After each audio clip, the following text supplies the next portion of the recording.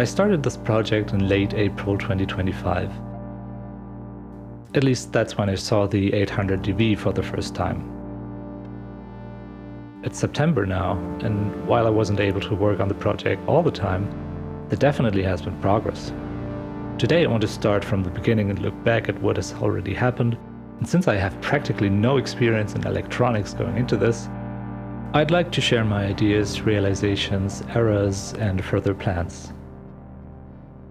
Hey, I'm Marv, and I'm building a synth from the 70s.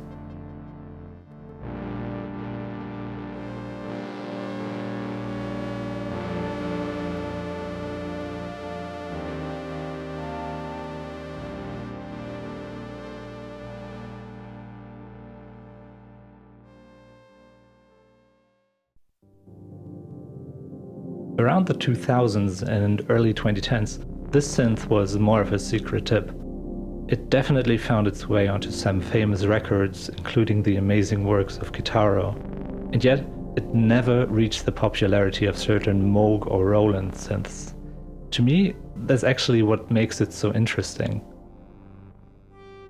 I think it's really worth exploring these less popular instruments. Otherwise, we'd miss out on many unique concepts and ideas. I just love the sound of this synth.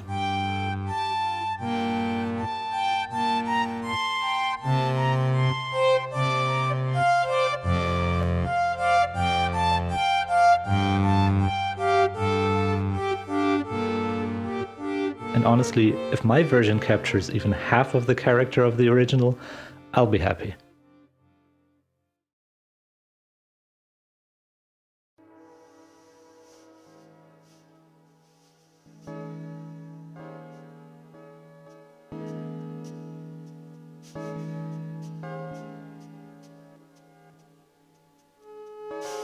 In programming, a common way of thinking is to divide a large problem into smaller problems that are easier to solve.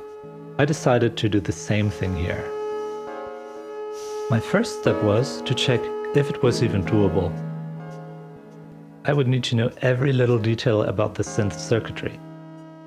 Even if something like a service manual is available for it, that doesn't mean that it contains all the information needed to build one from scratch. And the service manual was indeed a good place to start. Without it, I don't think this project would go anywhere.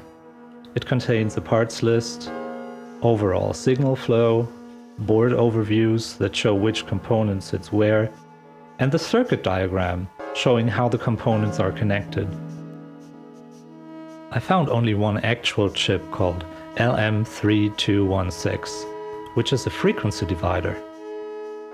Replacements are available or can even be made from scratch using only a few flip-flops, as a helpful forum member on Modwiggler suggested. I still ordered a few from Flatkeys. The seller was really helpful and I genuinely enjoyed writing a few emails back and forth. Then a bigger problem surfaced. The schematics contained proprietary KO ICs, integrated circuits that are shared across some Korg synthesizers and provide core functionality like oscillators, VCAs, and filters. Let's take a look at what these ICs actually are.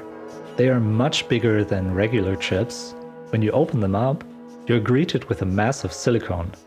Scraping it away carefully reveals just another regular circuit board with through-hole components. Some of the legs double as pins that connect to the main PCBs of the synth. In the past, both filter and oscillator ICs have been documented. They go by the lovely names of TS201012 and TS201041 respectively. However, I could not easily track down the schematic for the VCA, the TS2042, makes you think. Help was right around the corner on the Modwiggler forums again. Someone documented the VCA and posted the findings in a Facebook group. So that was it. A complete set of schematics documenting, hopefully, every last bit of the synth's circuitry.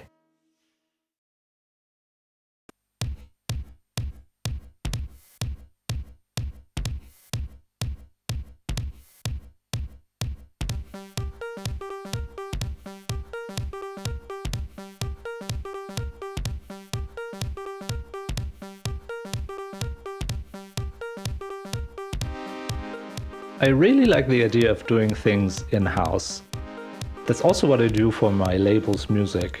I can record cassettes and mini discs at home and also print labels using my laser printer.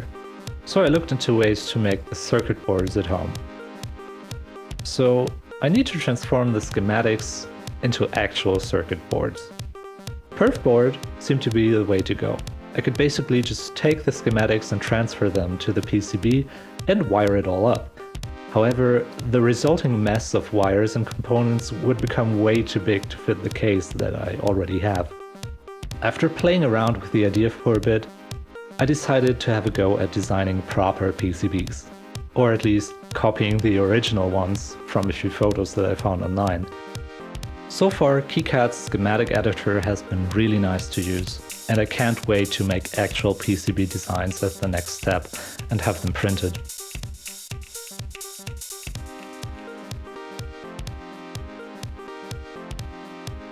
I mentioned the case in the previous section. Well, building a case for the synth at this stage is a bit too early. However, I found an ad for an unfinished project for only 60 euros shipped. The project's goal was to combine a Korg Poly 800 with a vocoder. The case has thick wooden sides and a solid steel chassis.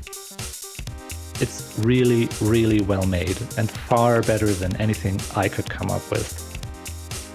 The faceplate had already been worked out for the project but never came to be. I'll have to remove all that and replace it with my own, which is much easier than building my own case from scratch. So I got a cheap Poly 800 to harvest the keyboard from. Don't worry, the 800 lives on as a part expander, part time machine. I still had to adapt the keyboard to sit center in the case. In its previous life, it had a joystick made out of acrylic on the left side. So the cutouts in the case were made for that layout. In order to suspend the keyboard, I designed and printed 2 blocks with matching screw holes. The first prototype came out really nice. However, I forgot to divide its width by 2 when I subtracted the keyboard width from the case width. For designing the blocks, I used Blender, since that's what I'm familiar with. Not the best tool for the job, however, working with Boolean modifiers allowed me to achieve what I needed to build, but just placing basic geometry. Not much mesh editing required. Proper CAD tools are on my list of skills to pick up though. The new block fits well. For the other side, I decided to simply mirror it. It almost worked out, but the screw holes are offset by a few millimeters. Nothing a self-tapping screw won't fix. So now the keyboard sits happily in its case. It could perhaps still be 2 millimeters lower, but that's for the next iteration. For now, I'm happy. So far, I've gathered the documentation, figured out the mystery ICs, started planning the PCBs, and already prepared a nice home for the boards that I'll build. So what's next? For me, building the oscillator board makes the most sense. If you'd like to see the 70s synth come to life, feel free to stick around. Also, I'm curious to hear your thoughts and ideas. For now, thank you so much for watching.